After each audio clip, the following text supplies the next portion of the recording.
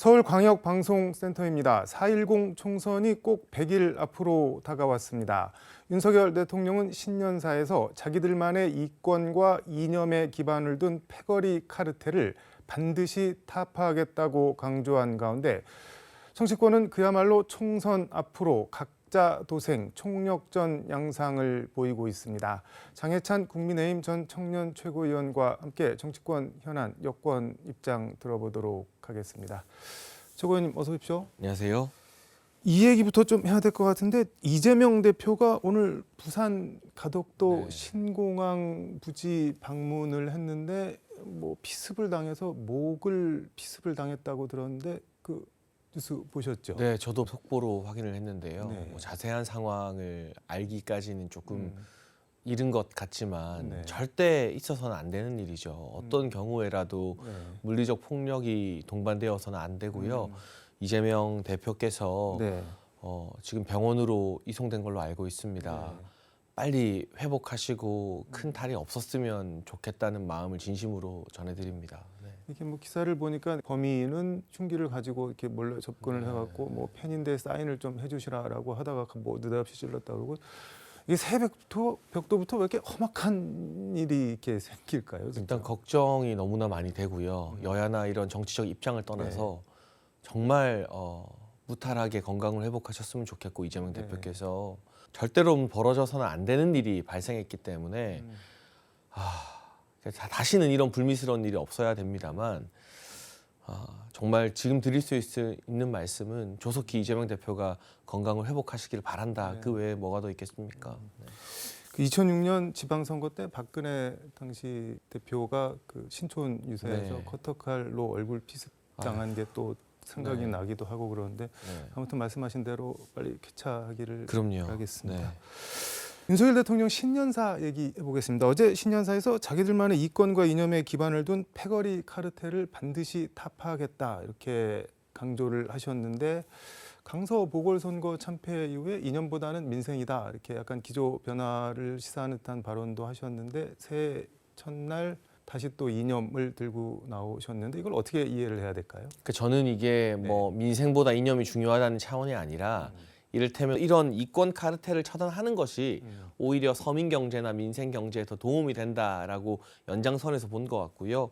윤석열 대통령 이 신년사는 강강약약이라고 표현을 하고 싶습니다. 그게 뭔가요? 그러니까 강자에게 강하고 약자에게 약한 모습을 보여줬다고 강강약약이라고 하는데요. 이를테면 이런 패거리 이권 카르텔 그리고 우리 안보를 위협하는 북한에 대해서는 매우 강한 발언이 나왔습니다.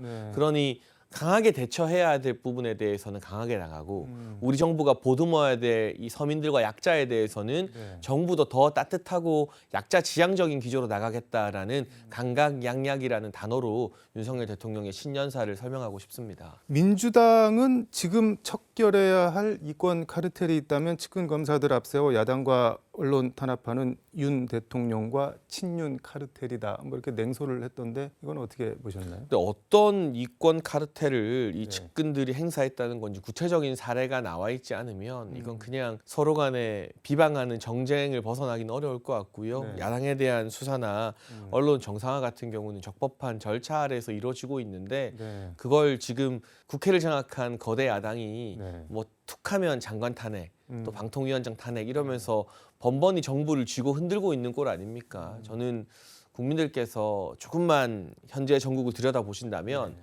대통령은 국민의힘에서 배출했지만 실제 전국을 주도하고 힘을 행사하는 건 국회를 장악한 거대 야당인 민주당이다라는 사실을 어렵지 않게 아실 거라고 생각합니다. 이준석 전 대표 같은 경우는 신년 할애회에서 대통령 신년사를 아주 더 직접적으로 비판을 했던데 보니까는 돼지의 눈으로 세상을 보면 돼지들만 보인다고 한다. 패거리 권력 카르텔이 자신들이 뜻하는 대로 안 되면 상대를 패거리 카르텔로 지목하고 괴롭힌다. 뭐 이렇게 언뜻 보기에는 뭐 민주당이랑 대통령 신년사를 싸잡아서 비판한 것 같기도 하는데 또 보기에 따라서는 대통령 비판의 방점이 찍혔으면 이게 대통령을 돼지라고 한 모양새가 되는데 이걸 어떻게 봐야 될까요?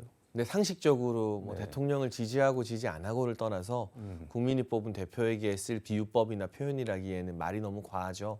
사실 우리 정치권이 막말에 굉장히 경계하고 막말 프레임을 피하기 위해서 여야가 노력하고 있는데 이준석 전 대표는 언론에서도 그렇고 네. 온갖 막말을 다 하는데 너무 많이 봐주는 것 같아요. 왜 이게- 그럴까요, 그런데? 근데 이 정도 수준의 막말을 네. 기성 정치인이 했다면 여야 뭐 모두로부터 그리고 기성 언론으로부터 다 질타를 받았을 겁니다. 지금 이 전 대표가 신당을 창당한다고 나섰지만 네. 사실 뭐 그나물의 그 밥이라고 할 수 있는 늘 보던 사람들 외에 새로운 얼굴들이 전혀 합류하지 않고 있기 때문에 관심을 끌기 위해서는 계속 말의 수위가 높아질 수밖에 없을 겁니다. 더 심한 말을 막 하게 되겠죠. 근데 말씀 듣다 보니까 궁금한 게 일반 보통 다른 정치인이 비슷한 수준의 발언을 했으면은 말씀하신 대로 질타를 받았을 것 같은데 그렇죠. 네. 이준석 대표는 그게 좀 뭐랄까 덜하고 그냥 화제만 되고 그런 거는 어떻게 이해를 해야 될까요? 워낙 젊을 때부터 네. 정치권에 대비해서 음. 일관되게 말을 막 하는 모습을 보여줘서 우리 언론과 정치권이 그냥 뭐 가스라이팅이 된 건지 뭔지는 모르겠습니다만 이 전 대표도 당의 대표를 지냈었고 신당을 만들겠다고 나선 마당이면 정치권과 언론으로부터 이제는 더 엄격한 잣대로 평가를 받아야 한다고 보고요. 지금까지는 사실상 정치적 촉법 소년 상태가 아니었나 싶습니다. 그게 뭔가요? 나이를 떠나서 촉법 소년들 범죄를 저질러도 네. 전 동의는 안 합니다만 좀 형이 감경되고 봐주잖아요. 근데 이 전 대표도 정치적으로 무슨 실수를 하고 막말을 해도 마치 촉법 소년 봐주는 것처럼 언론에서 봐주는 분위기가 있는 것 같아요. 저도 왠지 좀 잘 모르겠습니다만 솔직히 다른 정치인들이 생방에서 동료 국회의원이나 네. 아버지 뻘인 국회의원 이야기하면서 이 XX 말하면 대번에 웬만한 방송 출연 정지되지 않을까요? 근데 이 전 대표는 그런 것에서 다 예외인 것 같아요. 근데 이제부터는 그런 촉법소년의 시기가 끝나고 어엿한 성인 정치인으로 좀 평가받는 그런 시간들이 되지 않을까 싶습니다. 이재명 대표가 오늘 피습을 당해서 언급하기가 살짝 좀 난감하긴 한데 신년사에서 칼로 사람을 죽이는 것과 잘못된 통치로 사람을 죽이는 것은 차이가 없다는 맹자의 말을 언급하면서 윤석열 정권이 대한민국을 고사시키고 있다 이렇게 비판을 했는데 어떻게 보셨을까요? 근데 이것도 오늘 일단 네. 안타까운 사고가 있어서 다시 한번 네. 이런 일이 있으면 안 되고 건강을 회복하시길 바란다는 말씀 드리면서 네. 다만 표현이 너무 과격한 것 같아요. 음, 아무리 비유라 할지라도 네. 특히 이제 신년사는 한 해의 희망과 소망을 국민들께 드려야 되는 것인데 네. 그 신년사에서 칼로 사람을 죽인다 이런 비유가 등장하는 건 조금 적절하지 않은 것 같고요. 제가 날이니만큼 과한 비판을 하지 않겠습니다만 네. 정치권에서 전반적으로 표현이나 말을 너무 세게 하는 게 일상화된 것이 아닌가. 그러니까 저도 스스로를 돌아보겠습니다만 네. 조금은 더 정제된 표현을 국민들께 보여드렸으면 좋겠습니다. 대통령이 1월 1일 날 대통령실 기자실에 들려서 뭐 기자들한테 김치찌개 한번 같이 먹자 뭐 이러면서 이렇게 언론 프렌들리 하는 말씀을 하셨다고 하는데 지금 취임 100일 기자회견 이후에 공식 기자회견이 없는데 이번에는 신년 기자회견 같은 게 좀 열릴까요? 뭐 말씀을 들으신 게 있나요? 저 개인적으로는 하셨으면 좋겠다라는 말씀을 계속해서 여러 방송이나 인터뷰에서 드리고 있고요. 네. 물론 뭐 불편한 질문도 나오고 하겠습니다만 윤석열 대통령의 장점이라고 하면 진솔함이기 때문에 그런 부분들로 소통을 더 많이 하는 모습 보여주신다면 국민들께서 분명히 거기에 점수를 주실 거라고 생각합니다.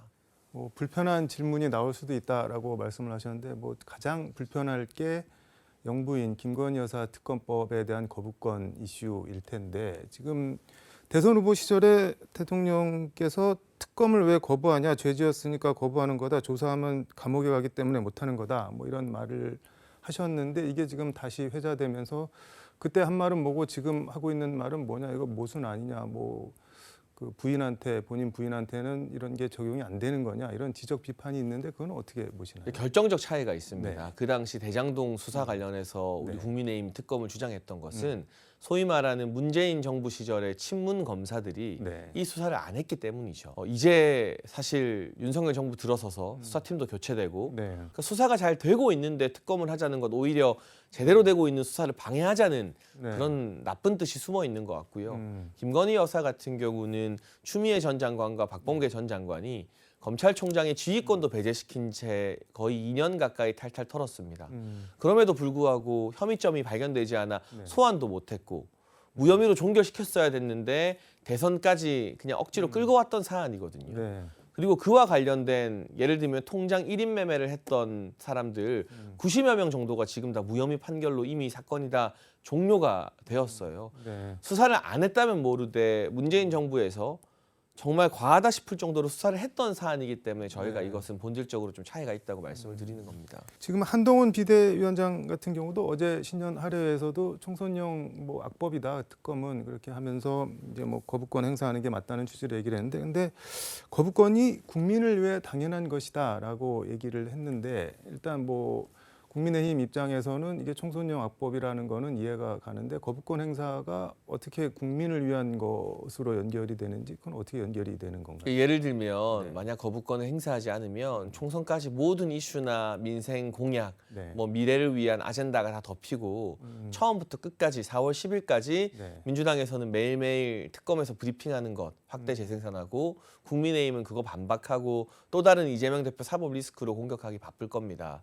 그게 과연 국민을 위한 것이냐. 적어도 이 4월 10일 총선에서는 어떻게 우리 서민과 민생 경제를 돌볼 것인지 그리고 대한민국의 미래를 어떻게 준비할 것인지 국민들이 염증을 내고 있는 여의도 정치를 어떻게 개혁할 것인지 이런 것들이 좀 주된 밥상에 올라와야 한다고 생각하기 때문에 그걸 막고 모든 것을 사법적인 부분으로 덮으려고 하는 것이 국민을 위한 것이 아니다라는 취지의 주장인 것으로 저는 이해하고 있습니다. 근데 이제 뭐 거꾸로 생각을 하면은 이렇게 모든 이슈를 빨아들일 만한 블랙홀이 될 만한 뭐가 있냐 그런 게 뭐 없으면은 특검 받아도 무방하지 않냐 있으니까는 그냥 아예 욕 한번 먹고 그냥 털고 가자 뭐 이렇게 생각하는 분들도 있잖아요. 근데 그런 게 단 하나라도 있었다면 추미애 전 장관과 박범계 전 장관 때 왜 소환조차 안 했겠어요. 그때 사실 윤석열 검찰총장이나 네. 김건희 여사가 어떤 권력도 갖고 있지 않았거든요.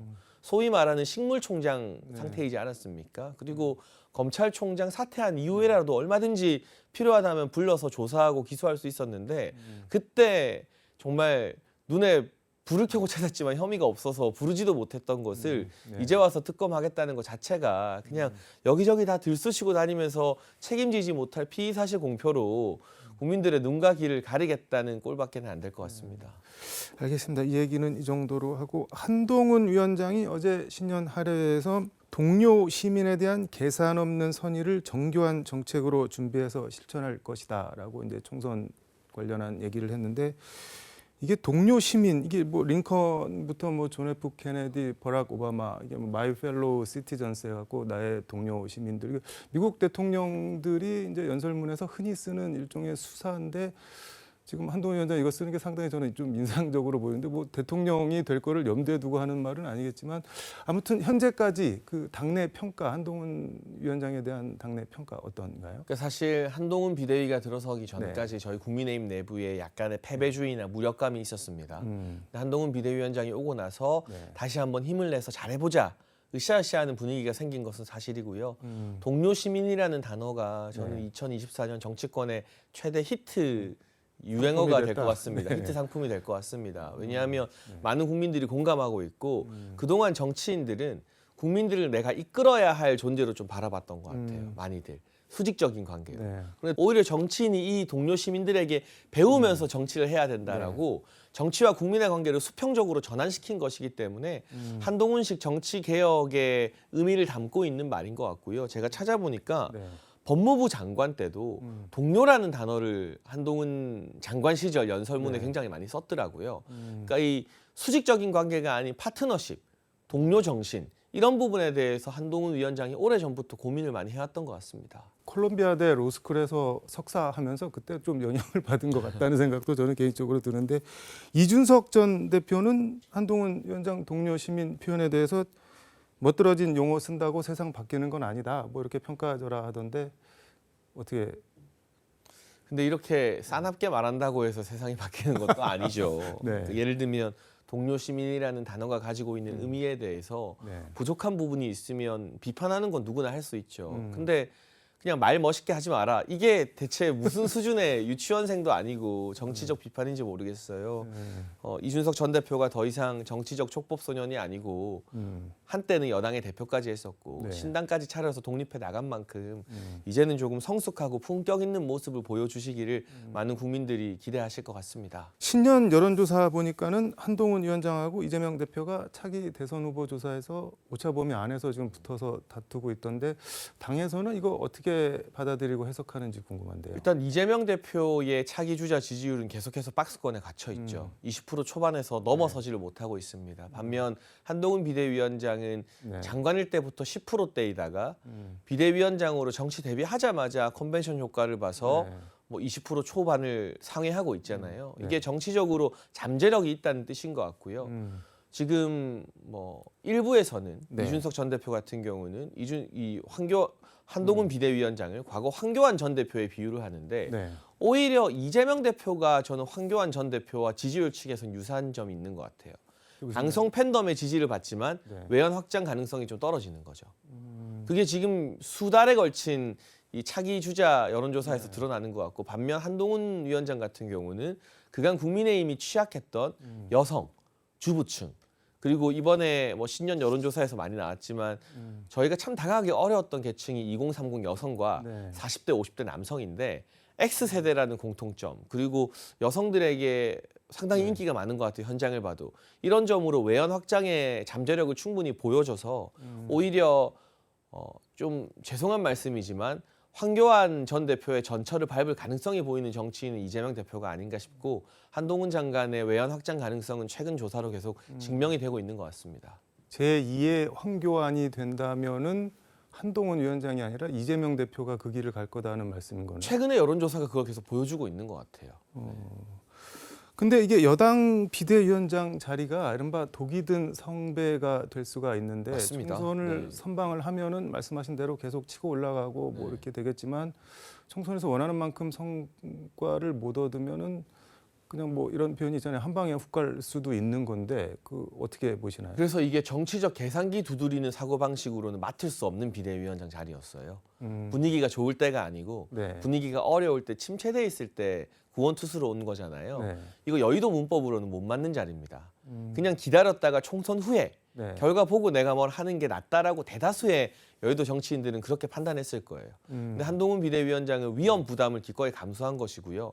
본인이 그만큼 더 절박할 수밖에 없기 때문에 비례대표든 지역구 출마든 다 포기하고 뛰겠다는 거 아닙니까? 네. 이런 도전 정신과 절박함에 우리 국민들이 항상 점수를 좋았다고 저는 생각을 하고 있고 계산기 두드리면서 내가 어떻게 한번 국회의원 돼봐야지 이 정도에 머무르는 다른 정치인들과는 차별화되는 지점이라고 생각합니다. 총선 불출마 말씀해 주셨는데 이게 영남 TK 물갈이 뭐 한쪽에서는 공천학살이라는 용어도 쓰던데 그 예고편 아니냐 이렇게 보는 사람들도 있는 것 같은데 그건 어떻게 보세요? 근데 사실 영남 의원분들이 네. 정말 국민들과 주민 눈높이에서 정치를 잘해왔으면 인정을 받아왔으면 불안해할 필요가 없어요. 공천에서 누군가를 바꾸고 싶어도 지역에서 이 사람 아니면 안 된다는 여론이 우세하면 총선 전체판 어그러질까 봐 못 바꿉니다. 그런데 네. 아이 싫다, 현역 싫다, 새 인물이 좋다, 바꾸고 싶다는 여론이 계속 높게 나오잖아요. 그거는 뭐 지도부 탓을 하거나 공천 탓을 할 게 아니라 4년의 의정 활동에 네. 대한 평가이기 때문에 그걸 또 냉정하게 받아들여야 되는 거죠. 시간이 거의 다 돼서 요거 하나만 물어보겠습니다. 김건희 여사가 명품백 논란 이후 공식 석상에 전혀 나타나지 않고 있는데 지난 29일 박근혜 전 대통령 용산 대통령 관저에서 만찬을 대통령 내외랑 같이 했는데 그때도 보면은 뭐 이렇게 영접부터 만찬 그리고 가실 때까지 같이 쭉 배웅을 하셨다고 하는데 사진에서는 김건희 여사가 쏙 빠지고 박근혜 전 대통령이랑 윤석열 대통령만 찍힌 사진만 대통령실이 공개를 했는데 이건 사람들이 좀 뭐 그냥 궁금해하는 사람들이 많이 있잖아요. 왜 저렇게 하지? 그전에는 뭐 거의 화보집 수준으로 이렇게 사진 많이 공개하더니 이렇게 생각하실 분들이 있을 것 같은데. 근데 대통령실에서 사진을 어떻게 선정하는지는 이제 홍보를 담당하는 곳 책임이니까 제가 뭐 이유를 미루어 짐작하거나 추측하긴 힘들고요. 다만 현직 대통령과 전직 대통령의 만남이지 않습니까? 그러니까 국가 의전상으로 보면 대통령과 대통령의 만남에 좀 더 주목하고자 하는 의미가 아니었을까 추측 정도만 할 뿐입니다. 알겠습니다. 이번 총선 나오시는 건가요? 어떻게? 네, 저는 출마를 준비하고 있습니다. 조만간에 한번 다시 모셔서 그러면 총선 관련한 얘기 또 들어보도록 하겠습니다. 감사합니다. 오늘 네. 말씀 고맙습니다. 지금까지 서울광역방송센터에서 장예찬 전 국민의힘 청년 최고위원과 함께 전해드렸습니다.